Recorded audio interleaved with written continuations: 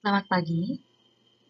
Pada pertemuan kali ini, kita masuk ke pembahasan yaitu mengenai materi pertidaksamaan mutlak, pecahan, dan irasional. Kita masuk bagian materi yang A, yaitu mengenai pertidaksamaan mutlak. Jika berbicara mengenai pertidaksamaan, berarti melibatkan tanda ketaksamaan, antara lain lebih besar, lebih kecil, lebih besar atau sama dengan, dan lebih kecil atau sama dengan. Pertidaksamaan mutlak yaitu pertidaksamaan yang variabelnya berada di dalam tanda mutlak. Variabel itu adalah suatu huruf pengganti untuk bilangan tertentu. Bisa kita gunakan dari huruf A kecil hingga Z yang kecil. Untuk bentuk umum pertidaksamaan mutlak terbagi atas 4 sesuai tanda ketaksamaannya. Yang membedakannya hanya bagian tanda ketaksamaannya. Yang pertama, nilai mutlak AX ditambah B lebih kecil dari C. Kedua, nilai mutlak AX ditambah B lebih kecil atau sama dengan C. Yang ketiga, nilai mutlak AX ditambah B lebih besar dari C. Dan yang keempat adalah nilai mutlak AX ditambah B lebih besar atau sama dengan C. Dengan ketentuan, A, B, dan C adalah konstanta, dan A-nya tidak boleh sama dengan 0. Artinya A-nya boleh bilangan negatif ataupun positif yang lainnya yang ada pada garis bilangan. Untuk menentukan himpunan penyelesaiannya, terbagi atas 2. Yang pertama, jika dijumpai bentuk nilai mutlak AX ditambah B lebih kecil dari C, atau nilai mutlak AX ditambah B lebih kecil atau sama dengan C, maka penyelesaiannya yaitu negatif C lebih kecil dari AX ditambah B lebih kecil dari C, atau negatif C lebih kecil atau sama dengan AX ditambah B lebih kecil atau sama dengan C. Itu lihat tanda ketaksamaannya untuk lebih kecil atau lebih kecil sama dengan. Kemudian diselesaikan menggunakan sifat-sifat dasar pertidaksamaan yang telah dibahas sebelumnya, yaitu pada bagian materi yang ada pada bab sebelumnya mengenai nilai mutlak.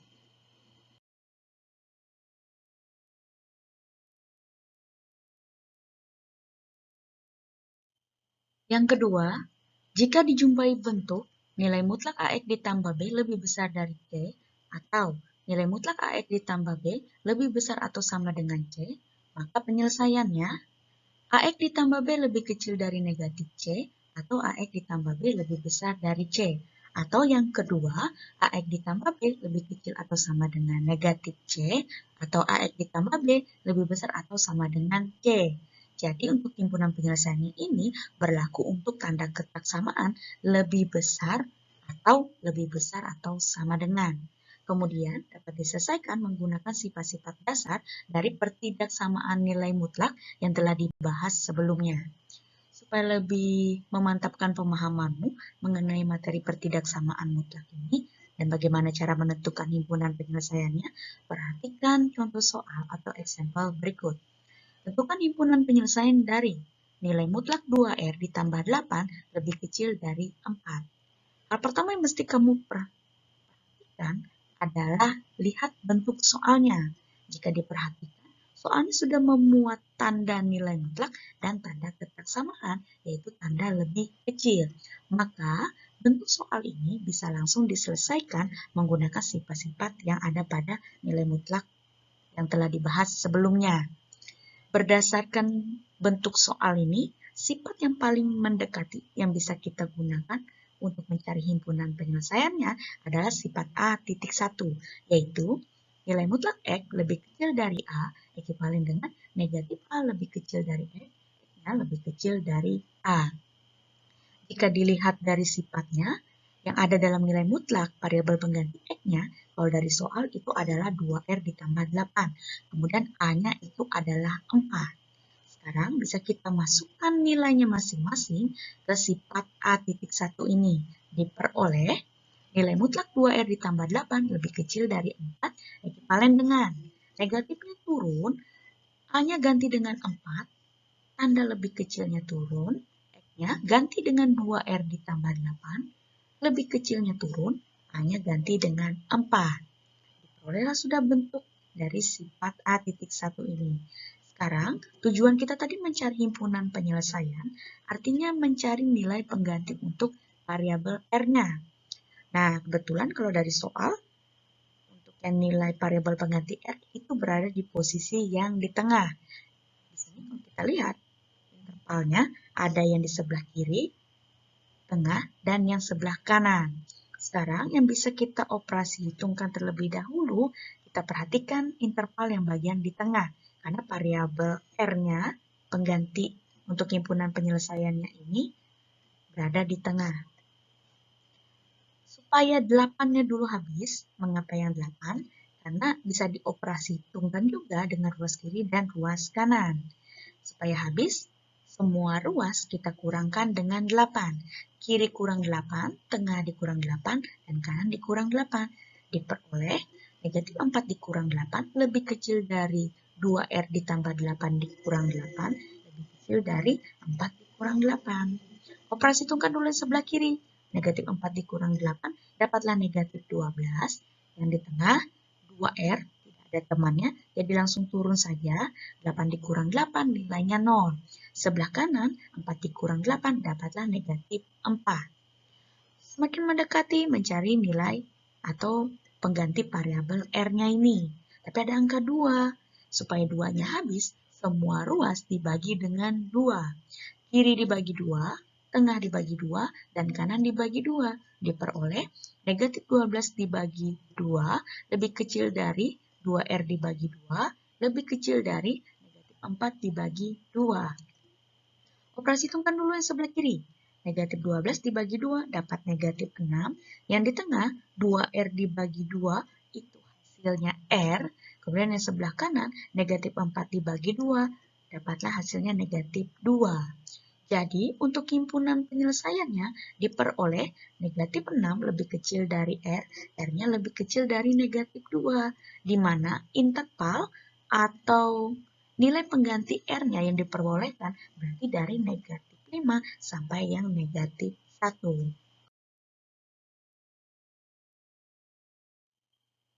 Selanjutnya, kita masuk bagian B, yaitu mengenai pertidaksamaan pecahan. Jika kita berbicara mengenai pecahan, materi ini sudah pernah disampaikan pada tingkatan SD. Biasanya, suatu bentuk pecahan untuk hasil akhirnya itu merupakan bilangan yang lebih sederhana atau bilangan yang diperoleh dari hasil pembagian, bilangan pembilang, dan yang penyebut. Bentuk umum pecahan biasanya yang bagian atas itu disebut dengan pembilang, yang bagian bawah itu disebut dengan penyebut. Dengan bagian bawahnya itu tidak boleh sama dengan 0.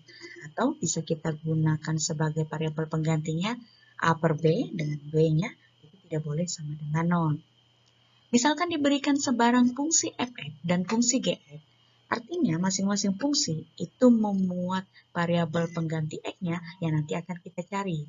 Diperolehlah bentuk umumnya. Berdasarkan dari tanda ketak samaannya, diperoleh 4 bentuk umumnya. Yang pertama, fungsi f(x) dibagi dengan fungsi gx lebih kecil dari 0. Yang kedua, fungsi f(x) dibagi dengan fungsi gx lebih kecil atau sama dengan 0. Yang ketiga, fungsi f(x) dibagi dengan fungsi gx lebih besar dari 0. Dan yang keempat, fungsi f(x) dibagi dengan fungsi gx lebih besar atau sama dengan 0. Dengan masing-masing fungsi f(x) dan gx-nya, itu adalah fungsi-fungsi yang memuat variabel x. Serta di mana bagian fungsi yang bagian penyebutnya atau disimbolkan dengan fungsi gx-nya, itu tidak boleh sama dengan 0. Cara menentukan himpunan penyelesaiannya ada terbagi atas 4 langkah. Perhatikan langkah-langkah berikut. Yang A, menentukan pembuat 0 pada bagian pembilang dan penyebut, yaitu fungsi f(x)-nya sama dengan 0 dan fungsi gx-nya sama dengan 0. Yang B, meletakkan nilai-nilai pembuat 0 pada garis bilangan, sehingga akan didapat interval-interval. Yang C, menentukan tanda positif atau negatif, maksudnya wilayah yang positif ataupun negatif pada garis bilangan pada interval dengan cara mensubstitusikan, artinya kita akan memasukkan nilai-nilai yang berada dalam interval tersebut. Yang D, menentukan interval yang memenuhi pertidaksamaan tersebut.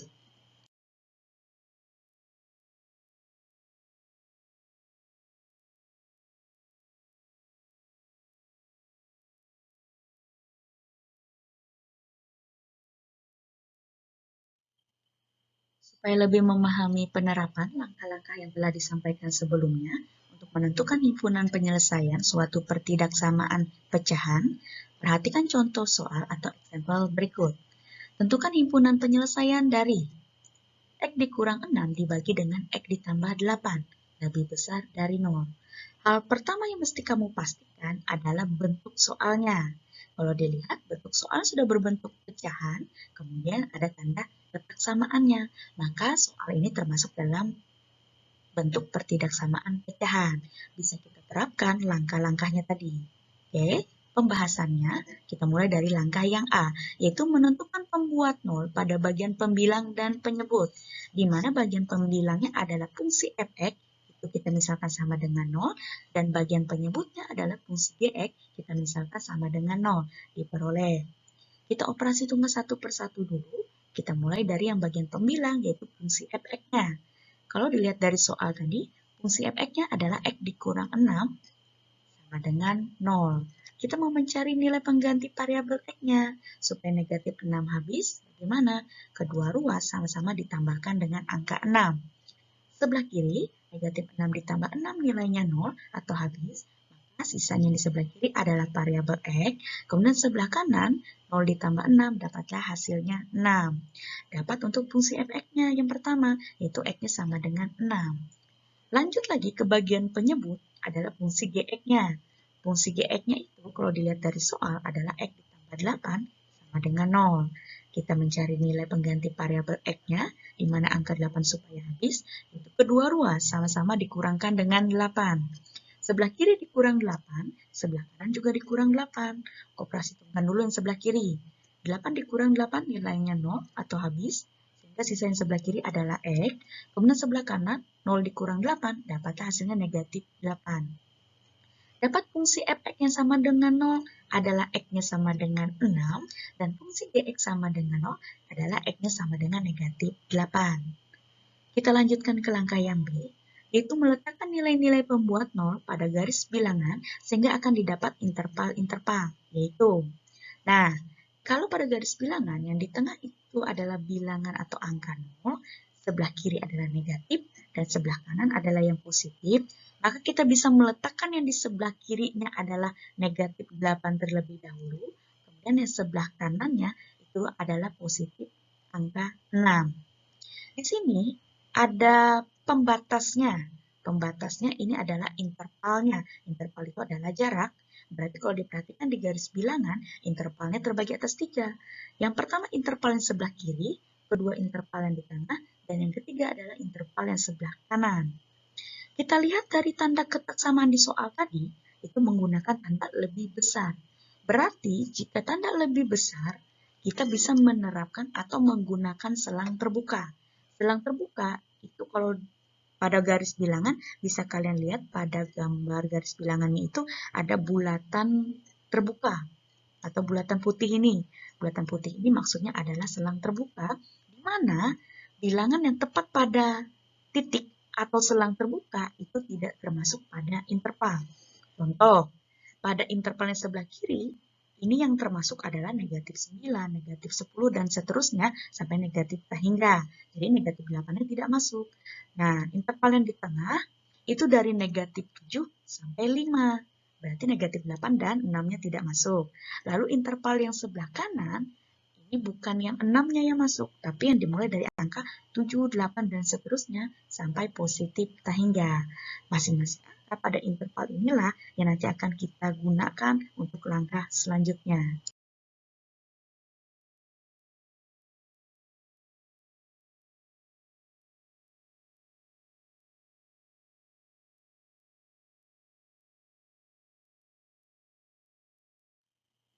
Langkah selanjutnya, kita masuk bagian yang C, yaitu menentukan tanda. Di sini kita berbicara mengenai tanda yang ada pada garis bilangan, yaitu terbagi atas 2, bilangan yang bernilai positif atau bilangan yang bernilai negatif. Pada interval, jaraknya tadi yang pada bagian B, dengan cara mensubstitusikan atau memasukkan nilai-nilai yang berada dalam interval tersebut. Misalkan yang di sebelah kiri, tadi yang diperbolehkan angkanya dimulai dari negatif 9, negatif 10, dan seterusnya. Nah, di sini Ibu ambil X-nya yaitu yang negatif 9, supaya tidak terlalu banyak menghitung jika menggunakan angka-angka yang lebih jauh. Diperoleh, kita masukkan negatif 9 ke bentuk pecahannya tadi. Yang dari soal diketahui X dikurang 6 dibagi X ditambah 8. Sama dengan ganti X-nya dengan negatif 9. Diperoleh bagian pembilang, negatif 9 dikurang 6 dibagi dengan bagian penyebut, negatif 9 ditambah 8. Operasi hitung kan masing-masing ruas. Yang bagian pembilang, negatif 9 dikurang 6 dapatlah negatif 15, dan bagian penyebut, negatif 9 ditambah 8 dapatlah negatif 1. Operasi hitungkan, negatif 15 dibagi negatif 1 dapatlah 15. Jika dilihat, ini adalah bilangan bulat positif. Berarti, sekarang kita tahu interval yang di sebelah kiri atau negatif 8 ke atas itu bernilai positif semua. Lanjut lagi ke bagian tengah. Yang di tengah intervalnya, tadi yang diperbolehkan angka dari negatif 7 sampai 5. Nah, di sini Ibu ambil angka 0. Ini adalah yang paling mudah untuk pengoperasian hitungnya nanti. Diperoleh, kita masih menggunakan pecahan dari soal tadi, yaitu X dikurang 6 dibagi X ditambah 8. Sama dengan ganti X-nya dengan 0 sekarang. Diperoleh bagian pembilang, 0 dikurang 6, kemudian penyebutnya 0 ditambah 8. Sama dengan bagian pembilang 0 dikurang 6 dapatlah negatif 6. Bagian penyebut 0 ditambah 8 dapatlah 8. Bentuk pecahan ini bisa disederhanakan atau diperkecil. Masing-masing ruas, yaitu bagian pembilang dan penyebut, bisa dibagi dengan 2. Negatif 6 dibagi 2 dapatlah negatif 3. 8 dibagi 2 dapatlah 4. Nah, kalau diperoleh bentuk sederhananya yaitu negatif 3/4. Bisa kamu perkecil lagi sampai ke bentuk desimal, diperolehlah negatif 0,75. Kalau diperhatikan, ini adalah bilangan bulat negatif. Berarti kita tahu sekarang interval yang di tengah itu semua bilangannya bernilai negatif.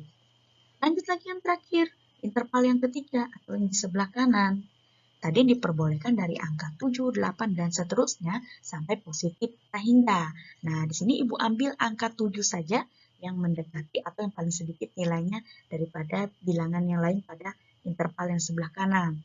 Diperoleh, masih kita gunakan bentuk pecahan dari soal tadi, yaitu X dikurang 6 dibagi X ditambah 8. Ganti X-nya dengan 7, diperoleh bagian pembilang 7 dikurang 6, bagian penyebutnya 7 ditambah 8. Bagian pembilang 7 dikurang 6 dapat 1, bagian penyebut 7 ditambah 8 dapat 15. 1 dibagi 15 bisa diperkecil, sehingga kita memperoleh bilangan desimal yaitu 0,067. Di sini, kalau kalian lihat, bilangan ini bernilai positif. Nah, sekarang kita tahu interval yang di sebelah kanan itu bernilai bilangan bulat positif semua. Diperolehlah intervalnya, tadi dimulai untuk interval yang sebelah kiri di sini positif, kemudian yang di tengah itu negatif, dan yang sebelah kanan itu adalah positif. Jadi, langkah selanjutnya yang D, yaitu menentukan interval yang memenuhi pertidaksamaan tersebut, yaitu berdasarkan sifat titik yang kedua, ini berlaku dari yang pertidaksamaan nilai mutlak tadi. Maka untuk himpunan penyelesaiannya, untuk tanda ketaksamaan lebih besar diperoleh. Untuk setiap X berlaku, X-nya lebih kecil dari negatif 8 atau X-nya lebih besar dari 6. Untuk setiap X-nya elemen atau anggota bilangan real.